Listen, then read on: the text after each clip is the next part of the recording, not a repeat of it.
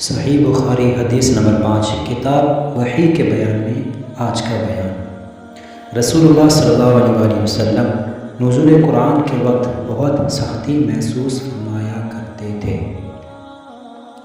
انہوں نے ابن عباس رضی اللہ عنہما سے کلام الہی لا تحرک الخ کی تفسیر کے سلسلہ میں سنا کہ رسول اللہ صلی اللہ علیہ وسلم نزول قرآن کے وقت بہت سختی محسوس فرمایا کرتے تھے، اور اس کی علامتوں میں سے ایک یہ تھی کہ یاد کرنے کے لیے آپ اپنے ہونٹوں کو ہلاتے تھے۔ ابن عباس رضی اللہ عنہما نے کہا، میں اپنے ہونٹ ہلاتا ہوں جس طرح آپ ہلاتے تھے۔ سعید کہتے ہیں، میں بھی اپنے ہونٹ ہلاتا ہوں جس طرح ابن عباس رضی اللہ عنہما کو میں نے ہلاتے دیکھا۔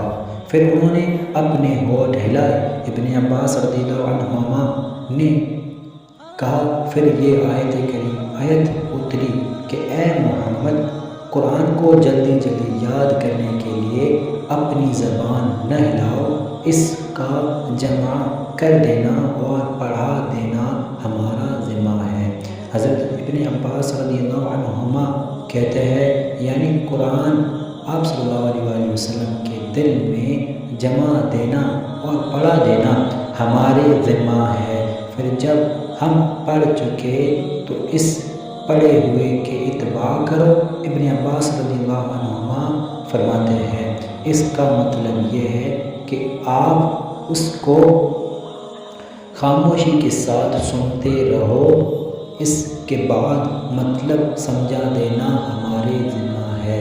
پھر یقیناً یہ ہماری ذمہ داری ہے کہ آپ اس کو پڑھو، یعنی اس کو محفوظ کر سکو۔ چنانچہ اس کے بعد جب آپ کے پاس حضرت جبریل علیہ السلام وحی لے کر آتے تو آپ توجہ سے سنتے، جب وہ چلے جاتے تو رسول اللہ صلی اللہ علیہ وآلہ وسلم اس وحی کو اسی طرح پڑھتے جس طرح حضرت جبریل علیہ السلام نے اسے پڑھایا تھا۔ صحیح بخاری حدیث نمبر 5 وحی کتاب وحی کے بیان میں ہے۔